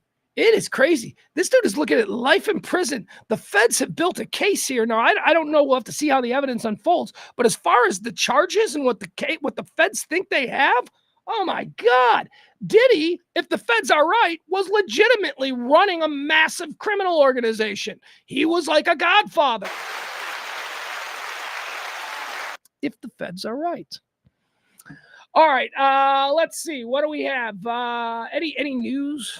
Mark Garagos is poking his face in here. Mark Garagos, famed celebrity attorney. Mark Garagos is not on the Diddy defense team. Diddy's defense team does, however, include Mark Garagos's daughter, who is a partner in his Los Angeles law firm of Garagos and Garagos. And by law, Garagos is not supposed to be involved in this case at all because he is not a named attorney. But his daughter is, and his daughter works for his law firm. So Garagos is getting a little bit comfortable talking publicly about what's happening in the case. He's an advocate for Diddy. He is a longtime friend and all of that. So anyway, he went on a podcast. He does a podcast with the TMZ guy, Harry Howard Levin, the Levin dude. Well, he does a podcast with Levin, the TMZ guy, of which he basically went off on the prosecution. And he referred to the feds, the U.S. attorneys. He referred to them as a six-pack of white women trying to essentially railroad this innocent, proud black man who's done nothing but good. It's that. They're gonna push that whole thing. He ain't good. I'm telling you, I've done a deep dive over the years. Sean P. Diddy Combs is a piece of shit. He's been a piece of shit for about 25 years. He's been operating in broad daylight. And for some reason, mainstream America, especially mainstream Hollywood and mainstream entertainment America, has decided we're going to overlook all of this shit and we're going to make Puffy a big star who everybody loves. Let's put him with Martha Stewart.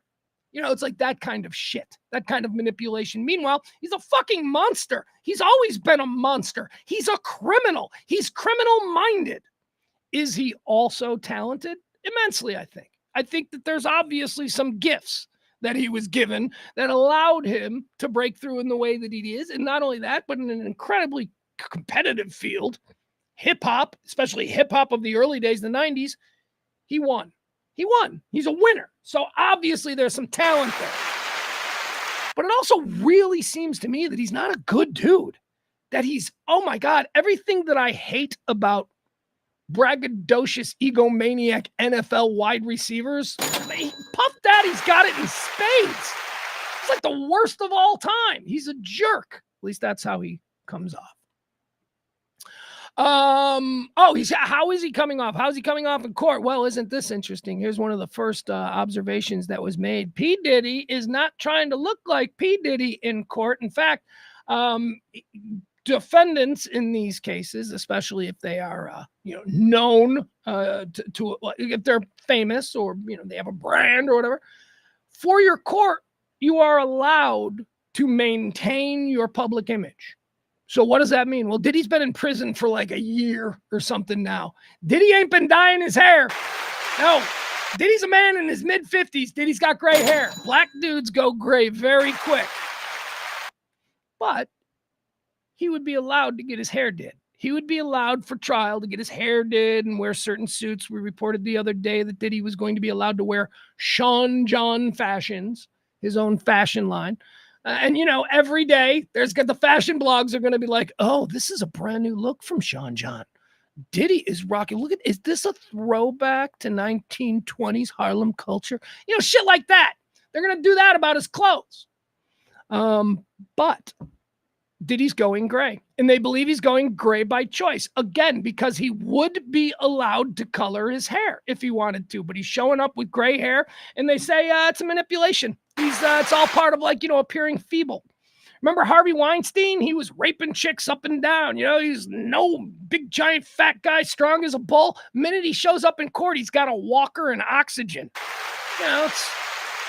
Diddy feels that going gray and wearing glasses and dressing conservative is going to be a winning brand for him in front of this jury. All right, we will see.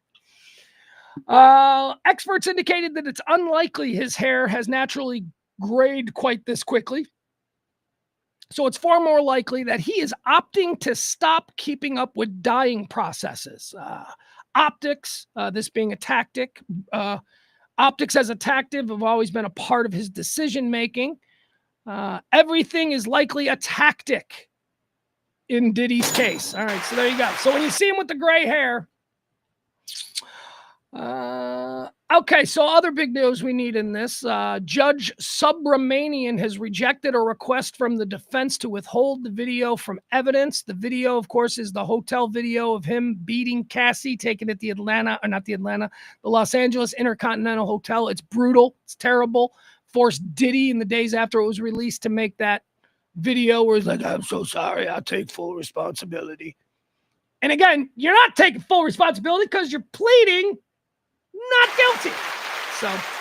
So the judge has ruled in that not the prosecution, but the defense, for obvious reasons, if they can get that not allowed as evidence, that would be good for them, because I think anybody that sees that is going to then look at Diddy and go, you kicked that beautiful little girl in the face while she was laying on the ground after you ragdolled her by her hair. That's going to be a hard thing for the jurors to see when they're considering if he's capable of doing all these terrible things. So the defense wanted it gone, but Subramanian, the judge, has rejected this request to withhold the video from evidence. After CNN aired the video last year, Combs apologized quickly, saying that his behavior was inexcusable and that he took full responsibility for his actions. No, again, you didn't. So, okay, that was from day 2. I believe that was a story from day 2. Judge Subramanian has said that I'm going to try and pronounce this properly. Judge Subramanian. I'm going with Subramanian. Judge Sub. Let's just call him Judge Sub. Oh, is that going to take over? Should I start oh my God, I need to start a Twitter account. Judge Sub. Let's go. The real Judge Sub. Woo! Let's go. Get in, lads. Subramanian had said that he hopes to seat a jury of 12 people and 6 alternates by Wednesday, but that date has come and gone and appears that it could take until the very end of the week. All right. There we have it. And again, starting 6 o'clock, maybe 7 o'clock. We're not sure. It's going to be a nightly program. Diddy or didn't he? As soon as the trial starts, we'll be breaking it down. We'll going through all the details. We'll be talking about all the nonsense that is happening in the Diddy trial. And it is time now for me to announce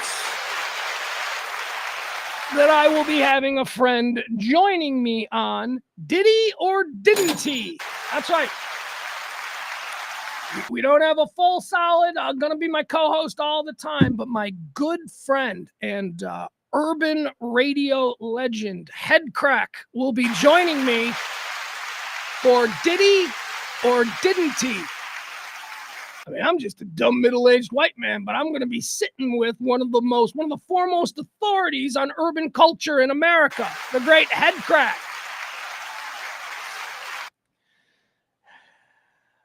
Doing my show. The dude's got a national coast-to-coast TV show that he appears on every single day. What's that show called? Was it Dish Nation? Is that still on Fox, like at 10:30 at night? Anyway, dude's on a national TV show. He's going to make time for Diddy or Didn't He, coming to the Radio Misfits podcast platform, a daily recap of the Diddy trial coming on Friday. we're very, very excited about that. So join me. And on Monday, we'll have Head Crack. And on Tuesday, I'll make sure Head Crack comes back. And we will see. Anyway, it's going to lend a little credibility to me. He knows that. I'm like, dude, I can't have my hot takes, on this whole thing and not be checked. If I say something stupid, you got to be the guy with the credibility who can go, well, Pugs, that's actually not true. And I just love him. We've been friends for years and years, and we've always enjoyed when we mix it up, and we have this. I feel we have a good chemistry, and he believes it as well. And so I look forward to it. Did he or didn't he? Coming up Monday with me and Head Crack. It'll be fun. All right, what else do we have? Hold on, Adam's talking race. Let's get involved. Let's see what Adam's saying. Hold on, I saw him just say something. All right, Adam, here we go. Let's get into this. Woo. Adam says, since black people live with more stress than whites, then yes, they probably do go gray sooner. But also having dark hair means it shows up earlier. Adam, nobody fucking needed that whole first part of it, okay? Black dude's hair goes gray quicker because of the second part of what you said. Black hair turns gray quicker. Darker the hair, the more likely it is to see gray poking through. And black people live with more stress. Just stop it. What the fuck do you know about white people? Do you know how much stress is involved being a middle-aged white man trying to maintain this global domination? It is incredibly stressful. Being a middle-aged, small-minded, bigoted, the stress. Adam. This is, I love these arguments. This declarative statement from the beginning. Since black people live with more stress than whites, he offers that as something not to be contested. He offers that as, here's a fact, and I'm going to build everything else off of this fucking fragile fact. It's not a fact. It's your belief. I love it. He's doubling down. In true Trumpian MAGA form, he's doubling down. He says, they literally do. Sorry about facts and science. No. You got the science right. They go gray because black hair turns gray quicker. What you're wrong about is your statement that blacks live with more stress. Stop it. There's no way to quantify that. It's a belief, okay? Live with more stress, please. It's just awful being black. It's not, okay? It's not. You know what's awful, Adam? It's awful being poor. It is awful being poor in America. And when you are poor and you live amongst other poors, you have a much more difficult time. Doesn't have anything to do with being black, okay? The new people across the street, right there, SMU, right? They're black, but they're from Africa. They're actually from Africa. I think he's like a professor at SMU. But look at that. That dude ain't got no stress. He's living in University Park with his beautiful wife. They got a dog. They got a dog that my dog doesn't like. That's how I got to know him. Anyway, black people in University Park living with stress. Look at that. No, Adam, stop it. This is what we need to start rejecting. We need to start rejecting the idea that simply because someone is colored slightly different, that somehow is, it's about money. And you know this. It's about being poor in America. That is what causes the stress. And yes, if you look in any inner city, okay? If you look in any inner city and you go to the worst neighborhoods, you are going to find poor people who are overwhelmingly black. Although a lot of them have white girlfriends. Let's be honest. There's a lot of fat white girls there too. But what we're saying is these are known colloquially as black neighborhoods. But the thing that is the reason for all of the cultural things we want to criticize about these neighborhoods has nothing to do with their skin color. It has to do with their income. It's about being poor. All right, so that's inner cities. You go out to rural America, you'll find the same exact thing, except it's just white people, white hillbillies. Go to Appalachia. Go to the southeast suburbs of Chicago, where the new pope is from, and you will find super poor white people who probably have a whole lot of stress about the way things have turned out. It's about money. It's not about color, man. I'm telling you, we need to stop. We need to stop pretending that the reason this is happening to them is because they were black. No, if they were wealthy, they wouldn't have a problem. Wealth is what brings us freedom in this country. And there are way too many of us who are not enjoying all the freedoms that we should have. It's about money. Adam says you need to stop making it strictly about race. I'm spitting facts. You're the one making it about race. You're the one who said blacks. I'm talking about how poor is all of these things that, stressful. It's stressful being black. It ain't stressful for Michael Jordan, okay? It ain't stressful for the guy who lives across the street from me. It ain't stressful for most normal black people in America. It's stressful for poor people who live amongst crime and violence and all of that. Whether they're white or black. There are no poor Jewish people, though. You ever notice that? There are no poor Jewish neighborhoods anywhere. Never seen one. Also, no poor Chinese neighborhoods. What's that about? What is that about? I don't know. Anyway.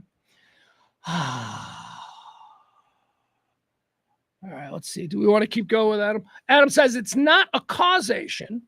It's a correlation. You're making it about race. No, you're making it about race. You literally said black people are more stressed out. You made it about race. Fuck. All right, we're moving on. There we go. Thank you, Adam. Appreciate that. Adam came out to trivia on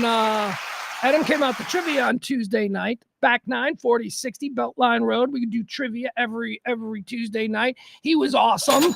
He thinks he did bad. He didn't do bad. He finished in third place. I think it was third place. Bill and April were our champions. Chat room is back to dominating.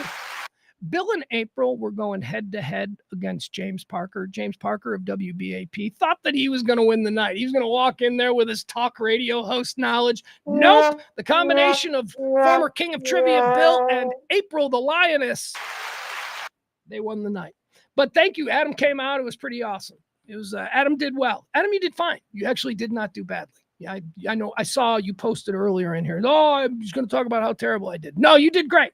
You did great. Don't worry about it. All right, what else do we have here? Burger King's in trouble. Oh, did you see this? Burger King is being sued for false advertising. Burger King, I love this. So, like in TV commercials, you always see this burger that makes you want to jump in your car and go down there and get it. And then you get the burger and it's in the bag and you're like, that doesn't look anything like. Well, that's what Burger King is being sued for. Burger King is being sued by one individual who somehow got this past the first judge and it's going to trial.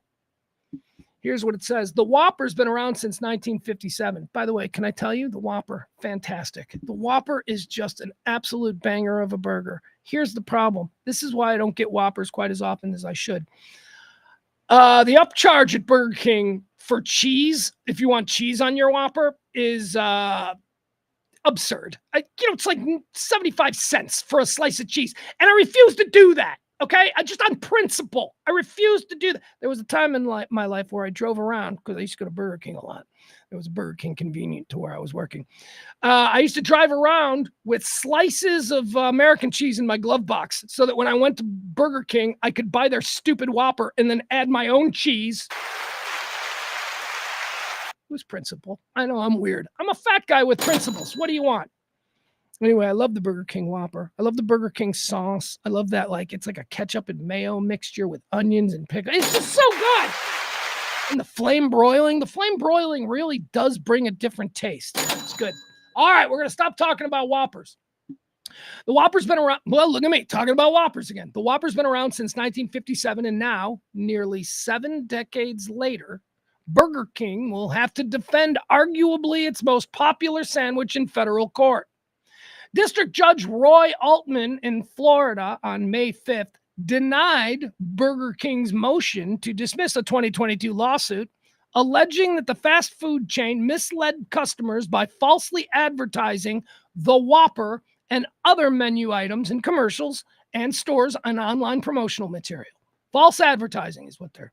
The 19 people suing Burger King argue that the fast food chain advertises its burgers as large burgers compared to competitors by showing them containing oversized meat patties and ingredients that overflow. Well, yeah, you take the best possible picture of the Whopper. Hold on, they got an example of this. All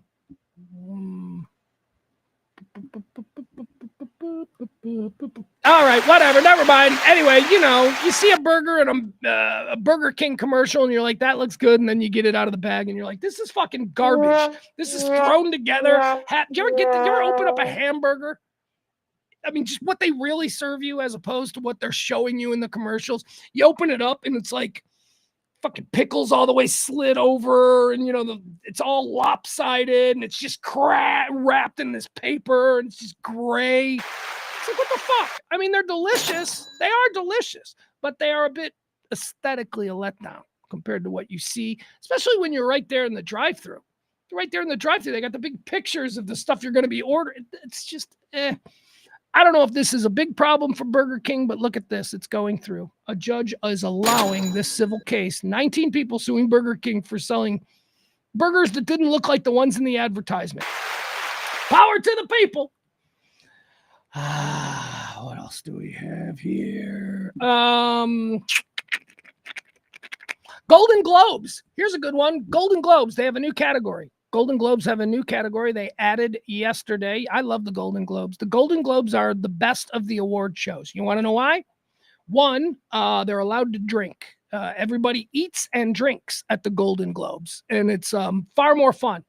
I mean, at the Oscars and Emmys and all that stuff, they're seated in a theater. They have to go to the bathroom to do a little Coke. That's all you get. That's the best you get. What you get at the Golden Globes are people who have been sitting for 3 hours drinking wine and, having the time of their lives. So when they get up on stage, it's usually pretty good. So that's why I like the Golden Globes. The other reason I like the Golden Globes is because Golden Globes covers both film and TV. The Golden Globes is like it's like the Emmys and the Oscars combined. So that's fun. I like that.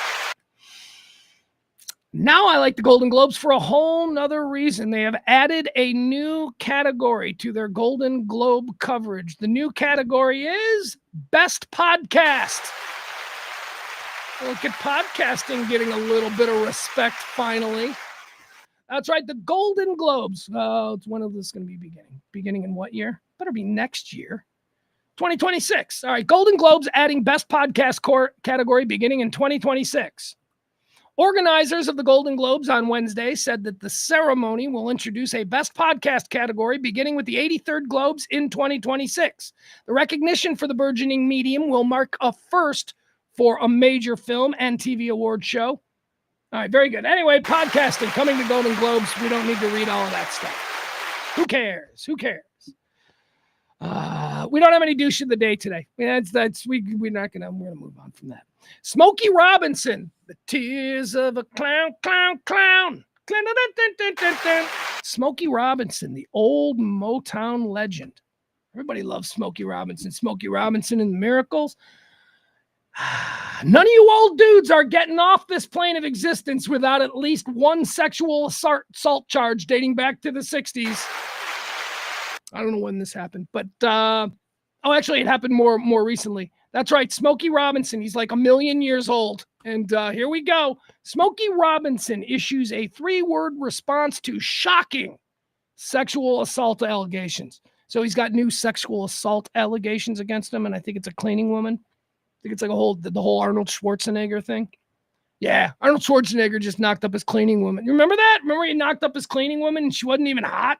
She was like a cleaning woman, and Arnold's just like that masculine. Let's learn about Smokey. Let's not get distracted by Arnold Schwarzenegger. Let's go. Smokey Robinson has addressed the shocking sexual assault allegations leveled against him. The Motown legend, 1,005 years old. No, it says he's 85 here. The Motown legend, 85, broke his silence after 4 women who claimed to be his former employees filed a $50 million lawsuit Tuesday with numerous disturbing allegations, including sexual battery and assault. Smokey says, "I am appalled," Robinson told the Daily Mail on the phone when asked about the allegations Wednesday morning. He's appalled. The outlet claimed that Robinson began mumbling incoherently during the call and did not sound well. Well, he's 85. After he allegedly became lucid again, Robinson said to the Daily Mail, he said, "I can't speak about this right now," and ended the call. Robinson's attorney, Christopher Frost, said in a statement to the Post, "We will have more to say in the coming days as we make our legal response. And in time, Mr. Robinson will respond in his own words. As this case progresses, the evidence, the crucial elements that guide us, will show that this is simply an ugly method of trying to extract money from an 85-year-old American icon." Well, now, he's an American icon, therefore he cannot possibly be a sexual abuser. Through this process, we have seen the bizarre theatrics of yesterday's news conference as the plaintiff's attorneys outlined vile false allegations against Mr. and Mrs. Robinson. Dun-dun-dun-dun-dun. Mrs. Robinson. Wait, his wife's involved in this? We got to get some details. All right, let's see. What are the charges? All right, in court documents, 4 women who allegedly worked as Robinson's housekeepers between 2012 and 2024 accused him of sexual battery, assault, false imprisonment, gender violence. Oh, that's a new one. That's a new one. It's an added charge. When a man does violence against a woman, now there's a new charge. It's called gender violence. It was already a fucking crime. Enforce the fucking crime. Stop it. No, now it's gender violence. Oh, it was already a crime. Fucking enforce it. His wife since 2002, Frances Gladney, that's Mrs. Smokey. I wonder how old she is. He's 85. What's she? 40? You know, I mean, I bet. Oh, I'm seeing a picture of her. She's definitely significantly younger than him, but she's probably 60. His wife since 2002, Frances Gladney, was also named in the lawsuit. Jane Doe. Yeah, because we always protect these people. We name the target. We destroy their lives on these accusations because, you know, America, innocent till proven guilty, except in the media. We're going to protect the women because we just believe what they're saying. Again, Smokey Robinson's name should not have been mentioned unless you're going to mention the people who are accusing. You can do stories about a big celebrity who's accused of this stuff. You just can't fucking use his name. So unfair. His wife since 2002 is also in the lawsuit. Jane Doe, number 1, who said she worked as a housekeeper for the couple from January 3rd, 2023 until February 24th, claimed that she was sexually assaulted by Smokey Robinson at least 7 times until her resignation.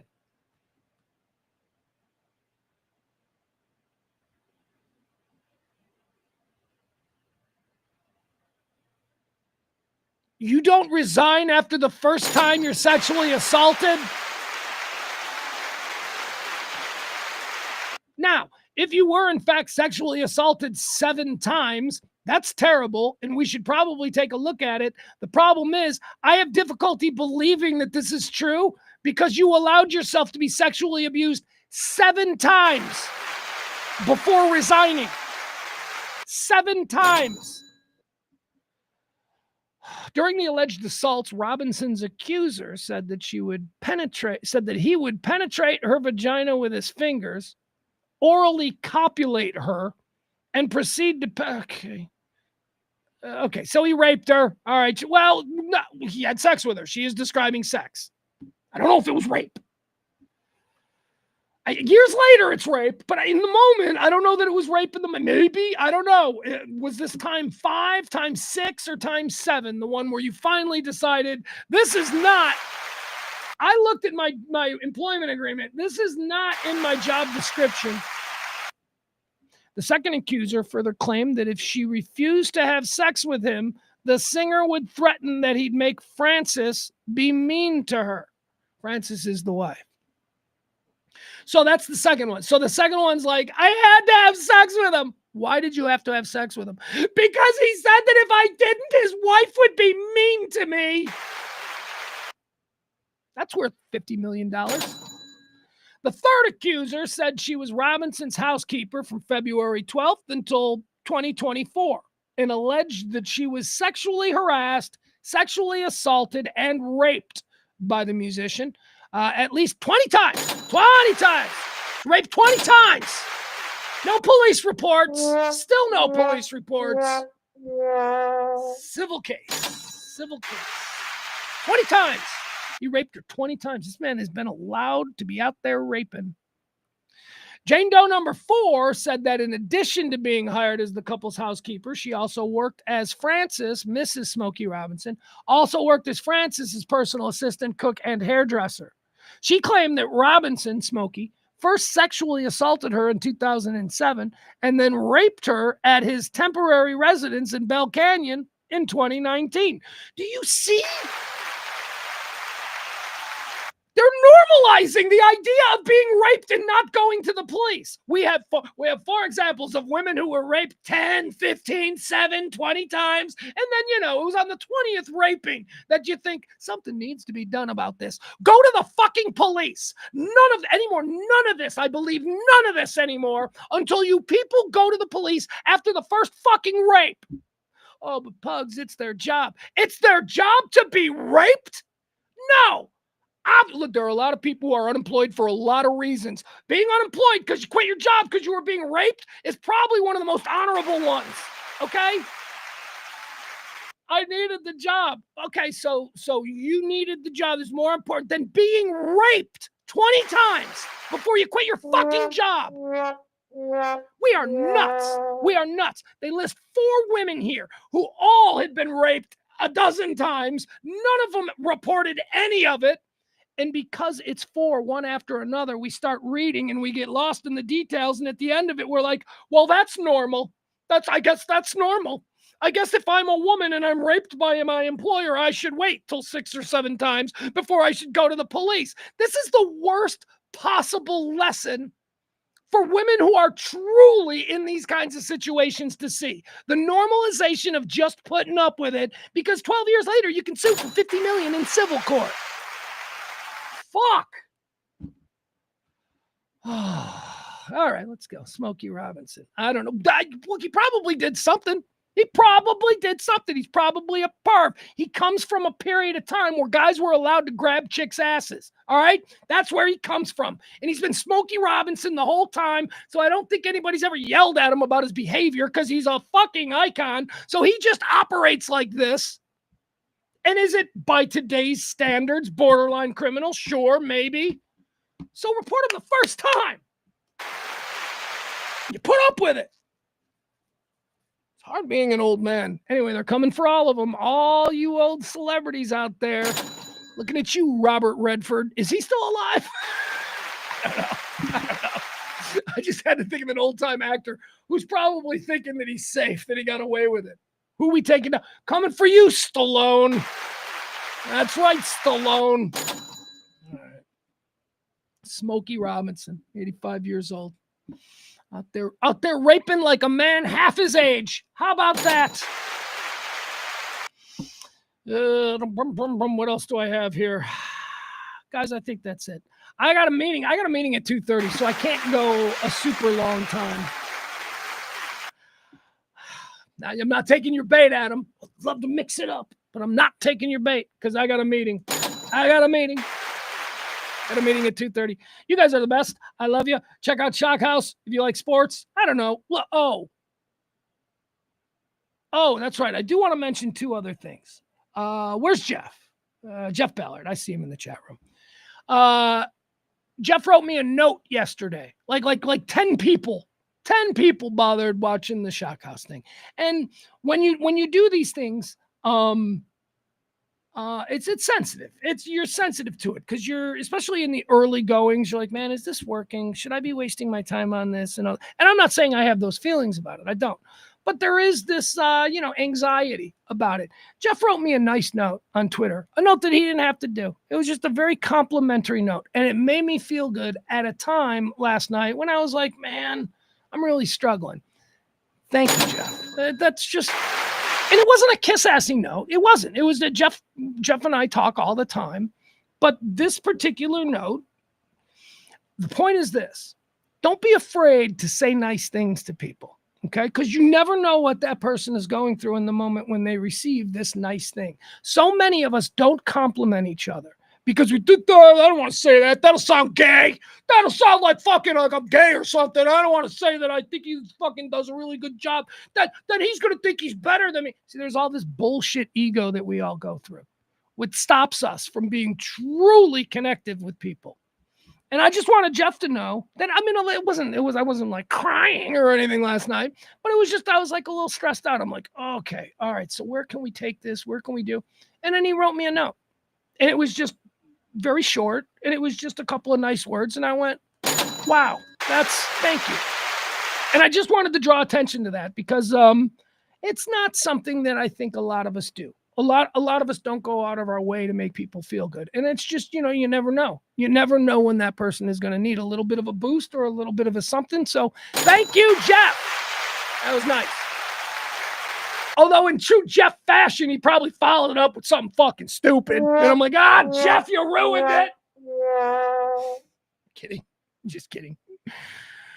Oh, so I'm going to leave you with this. I discovered a movie last night.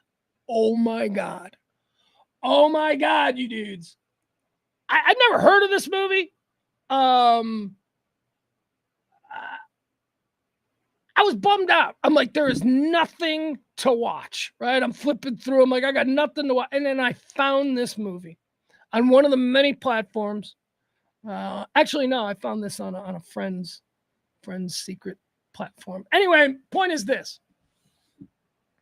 There's a movie out there that's really interesting. And it stars two of my absolute favorite character actors. I'm going to show you this. Hold on. We're going to watch the trailer of this. I don't think you've ever heard of this movie because I've never heard of this movie until last night. And I watched it last night and I was thoroughly entertained. I'll tell you something else. I didn't even know about this real life event. It's a movie based on a real life event, which is another reason, I like to watch these things. A movie based on a real life event that I had never heard of. I didn't.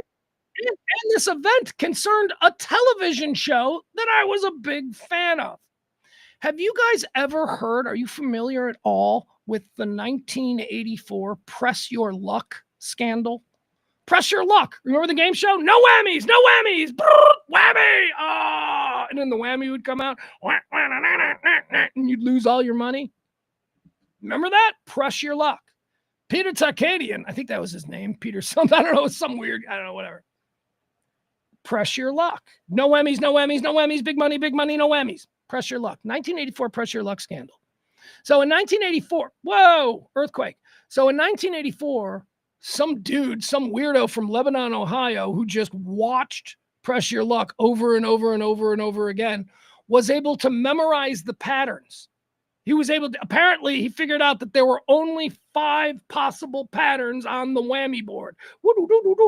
He figured like autism kind of stuff, right? Rain Man deal. Anyway, watching the show, he was recording it. He had 12 TVs set up in his house to create a Press Your Luck board. And he would hit the episodes and he would use the pause on his remote to try and stop. It was crazy what this guy did. So this guy gets on the show in 1984. And the record for Press Your Luck, the most money ever won was like $19,500. This is back in 1984. This guy goes on, and when he was done, he'd won almost $200,000. He never got whammies because he knew where the thing was going, and he knew where the $4,000 squares were and the $5,000 squares, and he just timed it perfectly, like beep, beep, beep, and he kept getting more and more spins. Other people on the show were waiting to play, and he's just like, no, I'm going to keep going. It's like, anyway, it was a big thing because he was accused of cheating. The network refused to pay him his money. They thought that he was cheating and all this kind of stuff. Turns out he wasn't cheating. Technically, I guess you could say he was card counting, but as they determined, yeah, he's card counting, but this isn't gambling. This isn't poker. He's allowed to do that here. If he can look at the board and he can figure out where it's going, that's not cheating. So he won his money finally. The guy himself actually turned out to be a real dirtbag. The guy himself turned out to be a con man, and he had run a bunch of Ponzi schemes and all that. He was always trying to work on these get-rich-quick schemes. But in 1984, his get-rich-quick memorizing the board absolutely worked. Now, here's why this movie is freaking amazing. All right, the guy, the whammy guy, the guy who figured out the board, that guy, he's played by Paul Walter Hauser. I don't know if you guys know who Paul Walter Hauser is, but he is he's amazing. He is an absolutely stunningly brilliant actor. We're talking Marlon Brando type chops on Paul Walter Hauser. You've never heard of him. He's already got a fucking Academy Award for Best Actor, and nobody even, because he's Daniel Day-Lewis level acting chops. Paul Walter Hauser. He won the Oscar for Richard Jewell, right? Remember, he played Richard Jewell and won the Oscar. Before that, I knew him from the was he in the Tonya Harding movie? Yeah, he was in that. Was he also in Mindhunter, or was that somebody else? I don't know, whatever. Anyway, Paul Walter Hauser plays the contestant, and Walton Goggins plays Peter Turkey, the game show host. It is terrific. I want to show this to you. I have never heard of this movie before last night, and I watched it, and it's pop culture, and it's fun, and it's two of the absolute greatest character actors going head to head. The entire movie takes place. It's not like a bunch of scenes where it's like 2 weeks later. The whole movie takes place over the course of the recording of this episode of Press Your Luck, when this son of a bitch was on a hot streak and the network behind the scenes was freaking out. Here it is. It's called The Luckiest Man in America. It's fun. Enjoy. Television City in Hollywood. It's time to press your luck. I just came off a 3-day trek from my hometown in Ohio. And I drive an ice cream truck. I love the show. I've probably seen every episode. I like the guy. Stories like those are why America loves game shows. Let's meet our 3 contestants vying for the big bucks. Big bucks. Now, the big board is filled with money, but be careful of the whammies because they'll take you right back down to 0. Let's see those big bucks. Stop! 4,000 and a spin. I'm gonna keep going. Stop! 16,000. You else doing this? Pass, man. Mathematicians are giving me 6-1 odds. What's wrong with this guy? Keep going. He's gonna go. Stop! $24,000. Again. We have a problem. Somebody didn't vet this guy. He's not playing the game right. We gotta scare him. It'd be a real pity if he got held up here in LA. It's a lot of money. Do you want to spin and risk losing it all? I said again. I tried to warn him. Just find out who this guy is. Are you doing something wrong? Maxwell Club's a big deal right now. That's gonna change everything. I don't know what to tell you. Heads are gonna roll for this. Do I know you from somewhere? Not America's Most Wanted, right? You think that he's working alone? I have no idea. All part of the game, right? You just made more than anyone in the history of game shows. Luck is just a good excuse to do nothing and then hope that an opportunity comes a knocking. Crazy good. It's actually, I don't know if it's a crazy good movie. It's a really fun, interesting story being told by 2 of our greatest living actors. It's worth your time. It's worth your time. All right, that's gonna do it. Oh, Barney said, do you remember that? Barney, see, I don't remember it. I used to watch Press Your Luck. I loved Press Your Luck. Barney says, I remember watching that show when it aired. It was to be continued the next day. Yeah, Yeah, it was 2 days. It was a Friday and then a Monday. It came back on a Monday. But they record all of it in one day, right? They just edit it into 2 shows that will air on Friday.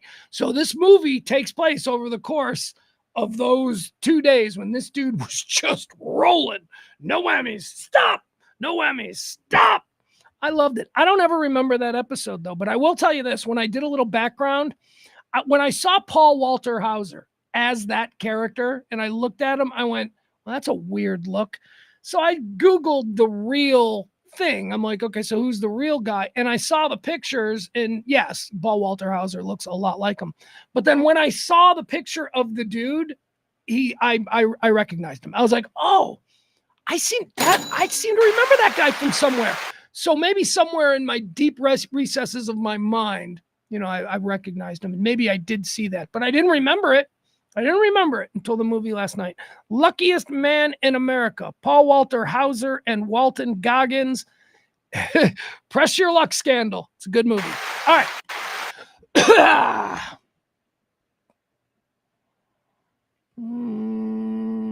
Trying to think if there's anything else. Nope, nothing else. All right, I love you guys. You're the best. We'll see you back here tomorrow. Bye.